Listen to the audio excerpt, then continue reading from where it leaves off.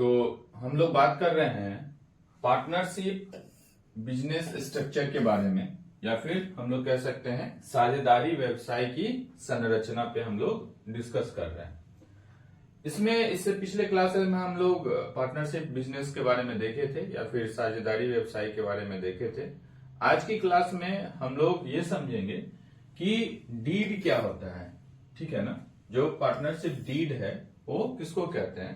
मतलब अगर दो लोग एक साथ कोलैबोरेट होकर के, एक साथ मिल करके कोई स्टार्टअप करते हैं या फिर कोई फिल्म चलाना शुरू करते हैं, तो उसके बीच में जो साझेदारी है, चाहे वो मौखिक हो या फिर लिखित है, हो ये जो समझौता है वो किस तरीके से होता है और इसका क्या आधार है, इसके बारे में एक एक करके एक एक बिंदु पे हम लोग डिस्कस करेंगे। तो देखिए, डीड का जो फॉर्म होगा उसमें क्या क्या चीज मेंशन होगा, इसी को हम लोग इस सीरीज में देखेंगे। तो सबसे पहला चीज है कि जो सबसे पहले एक नंबर पे डीड फॉर्म में जो लिखा हुआ होगा वो होगा आपका फर्म का नाम या फिर फिल्म का नेम। जो भी नाम है ऑर्गेनाइजेशन का वो नाम लिखा होगा। उसके बाद होगा कि नेचर ऑफ बिजनेस, बिजनेस किस तरीके का है, क्या वो सर्विस सेक्टर का बिजनेस है या फिर कोई मैन्युफैक्चरिंग यूनिट है, किस तरीके का आपका जो नेचर है इसका, तो जो बिजनेस है उसका या फिर व्यापार की प्रकृति कैसी है, सेल्स टाइप का ऑर्गेनाइजेशन है, मैन्युफैक्चरिंग यूनिट है किस तरीके का, या कोई सर्विस की यूनिट है, कैसा आपका नेचर है ऑर्गेनाइजेशन का, उसको मेंशन करना है। तीसरा नंबर जो पॉइंट है उसमें है नेम ऑफ पार्टनर, साझेदारों का जो है सो विवरण, कि कितना लोग जो है सो पार्टनर, जैसे मान लीजिए 3 लोग हैं तो तीनों आदमी का जो भी नाम है वो, कहाँ ये व्यवसाय का स्थल है या फिर बिजनेस का प्लेस कहाँ है, इसको 4th नंबर टॉपिक पॉइंट में मेंशन करना है। ये जरूरी नहीं है कि एकदम ऐसा ही फॉर्म होता है, मतलब एक जनरल आपको स्वरूप बताया जा रहा है कि अगर आप 2 लोग या 4 लोग 5 लोग जितने भी लोग हैं, मतलब 2 लोग से लेकर के 50 लोग तक के बीच में जो लोग हैं वो मिलकर के अगर एक बिजनेस स्टार्ट कर रहे हैं, पार्टनरशिप टाइप का ऑर्गेनाइजेशन का स्ट्रक्चर बना रहे हैं, तो उसमें किन किन बातों पे आपको ध्यान रखना है और उसका जो डीड बनेगा उसमें क्या क्या चीज मेंशन होना चाहिए। ठीक है, यह एक स्वरूप है। उसका 5th पॉइंट जो है वो contribution of fund by each partner, हर एक पार्टनर के द्वारा उसमें कितना निवेश किया गया है उसको दर्शाया जाएगा कि भाई कितना कितना कौन कौन आदमी इन्वेस्ट किया है। 6th है कि अगर इन्वेस्ट किए हैं तो उसमें जो भी रेशियो होगा प्रॉफिट का, उसी रेशियो को भी दर्शाना जरूरी है कि किसका कितना इन्वेस्टमेंट है, उस हिसाब से जो रेशियो है प्रॉफिट का वो कैसे हिस्सेदारी का रेशियो है वो अंकित करना। 7th है कि अगर कोई आदमी, कोई साझेदार जो है सो लोन लेता है या एडवांस लेता है तो उस ऑर्गेनाइजेशन से, तो उसके ऊपर कितना रेट ऑफ इंटरेस्ट लगेगा।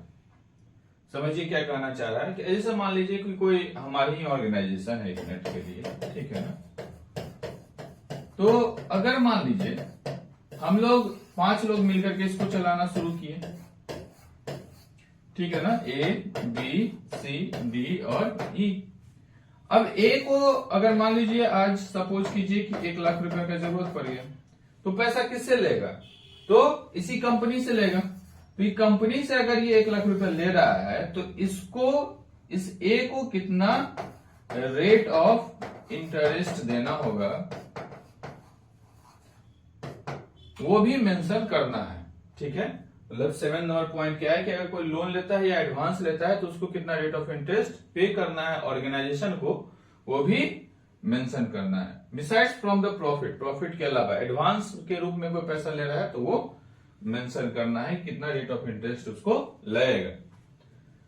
8वां नंबर है कि drawing limit for the partners and the rate of interest, मतलब वो कितना रुपया तक ले सकता है ये भी पहले से तय होना चाहिए। वैसा नहीं कि पूरा का पूरा बोलेगा कि हाँ हमको 50 लाख रुपया दे दो, तो ऑर्गेनाइजेशन 50 लाख रुपया देने की स्थिति में है या नहीं है, तो वो तय किया जाएगा कि भाई उसका क्या लिमिट है। ठीक है ना, अगर साझेदार के लिए जो आहरण की सीमा है और तथा उसकी ब्याज दर है वो पहले से तय होनी चाहिए।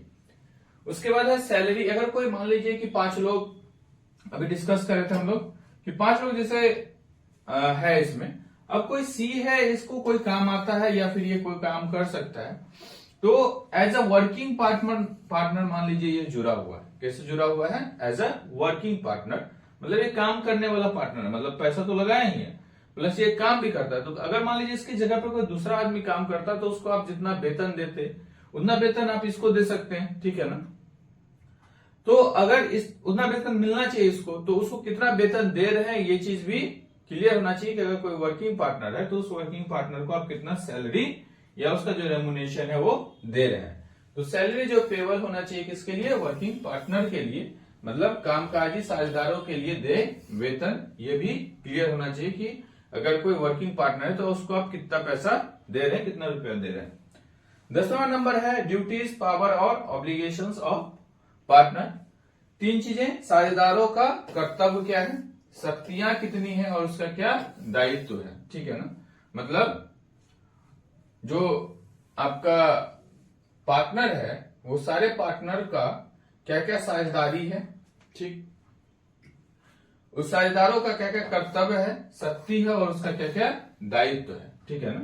शक्ति क्या है, दायित्व मतलब उसका क्या रिस्पॉन्सिबिलिटीज है, ड्यूटी है, ठीक है ना, और उसको कितना पावर है, ठीक है ना, उसके पास कितना क्या है, पावर कितना है। उसके बाद शक्ति मतलब पावर, कर्तव्य मतलब ड्यूटी कितना है, ठीक है, ड्यूटी क्या है, पावर क्या है और उसका रिस्पॉन्सिबिलिटी क्या है, वो क्लियर होना चाहिए, ठीक है। इसके बाद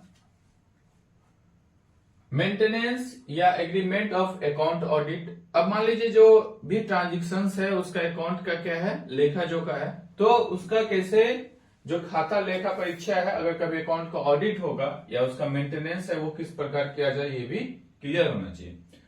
12 नंबर पॉइंट है method of valuation of goodwill. Goodwill कहते हैं कि जैसे मान लीजिए कोई भी चीज है, गुडविल जैसे किसी का कोई रेपुटेशन है, तो उसको उस हिसाब से अगर वो कंपनी को छोड़ता है या फिर कोई जुड़ता है या फिर रिटायर होता है या फिर किसी की मृत्यु हो जाती है, तो उस परिस्थिति में उसका जो गुडविल है उसका शेयरिंग कैसे होना चाहिए कि वो किस विधि से उसका मूल्यांकन हो और फिर उसका उस हिसाब से उसको उसका जो रिवार्ड्स है वो मिले।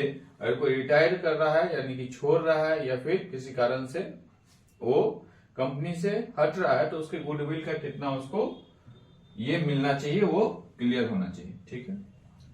उसके बाद methods of settlement of account of dissolution, मतलब अगर मान लीजिए कोई ऑर्गेनाइजेशन चाह रहा है कि अब डिसोल्यूट हो जाए, मतलब विघटन हो जाए, अब इतने दिन का ही ये पार्टनरशिप था, तो उसमें किस तरीके से विघटन इसका होना चाहिए, उसमें अकाउंट्स का उसका ध्यान रखेंगे। उसके बाद साझेदारों के बीच में अगर कोई विवाद होता है तो उसका मध्यस्थता कैसा होना चाहिए उसका भी मेंशन करना है हम लोग को। उसके बाद 15th जो पॉइंट है कि भागीदारों के दिवालिया हो जाने की स्थिति में व्यवस्था। अगर मान लीजिए कोई एक जो साझेदार है या फिर कोई पार्टनर है वो अगर दिवालिया घोषित हो गया तो उस परिस्थिति में आप कैसे ऑर्गेनाइजेशन